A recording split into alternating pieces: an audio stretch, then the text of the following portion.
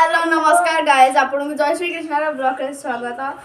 आज शुभ मकर संक्रांति रे आपन को एक गप सुना जाउछु गुणिती मुसा विषय चलंतु सुनिबा। चलतु स्टार्ट करिबा। गोटिए गुंडुची मूषा प्रतिदिन ठीक समय रे ता काम को आसुथिला। निष्ठा और साधुतार सह खूब परिश्रम करुथिला। अत्यधिक परिश्रम करिबा परे मध्य गुंडुची मूषा बहुत खुशी थिला, कारण तार मालिक जंगलर राजा सिंह तांकु 10 अखा बादाम देबाकू प्रतिश्रुति देइथिला। जेतेबेले गुंडुची मूषा काम करी करी थकी जाउथिला, से भाबुथिला जे से किछि विश्राम नेबा उचित। मात्र 10 बस्ता बादाम मिलिब बोली सिंह ताकू देइथिबा कथा तार जेतेबेले मने पड़ी जाउथिला, गुंडुची मूषा पुणी कामरे लागि जाउथिला। जेतेबेले सेही गुंडुची मूषा अन्य गुंडुची मूषा माननकू खेलिथिबार देखुथिला, तार मध्य किछि समय खेलिबाकू इच्छा होथिला। सेतिकी बेले 10 बस्ता बादाम कथा तार पुणी मने पड़ी जाउथिला ओ से न खेली कामरे लागि जाउथिला। ए कथा नुहे जे सिंह ताको बादाम देबाकू चाहू नथिला। सिंह तो ता वचन रे सत्यनिष्ठ थिला। एमिति दिन परे दिन बीती चलीथिला। समय आसिला, सिंह गुंडुची मूषा को 10 बस्ता बादाम देई मुक्त करदेला। गुंडुची मूषा 10 बस्ता बादाम पाई खूब खुशी होई पड़िला। मात्र पर मुहूर्तरे ताकू एक उदास भाव कबलित कला।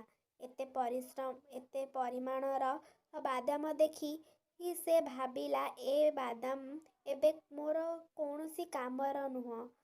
सारा जीवन काम करी करी साधारण खाद्य चोबाई मो दांत सबू घोरी हो जाइछि। बादाम सबू खाइबी किपरि? एही कहानी आजी मनीष जीवन रे मध्य सत्य प्रमाणित होइछि। मनीष निजर इच्छा शौक त्याग करी सारा जीवन चाकरी किंबा व्यवसाय करी टंका रोजगार रे बिताई देई थाए। जेतेबेले से 60 वर्ष बयस रे अवसर ग्रहण करती, सेतेबेले से पाउथिबा पांटी किंबा बैंक बैलेंस उपभोग करिबार क्षमता हराई थांती। काहाको रोग माड़ी बसी थाए तो काहार परिवार चलिबार दायित्व पुओ बोहूक हाथ को चली जाई थाए।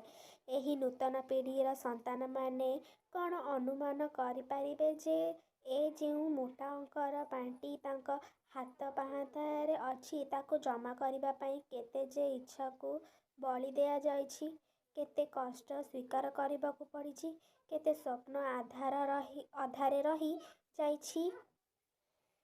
एही पांटी बैंक बैलेंस र मूल्य कौन जाहाकू पाइबा पाई सारा जीवन बीती जाए, अथच मनीषटी से धन को उपभोग करि पारेनी।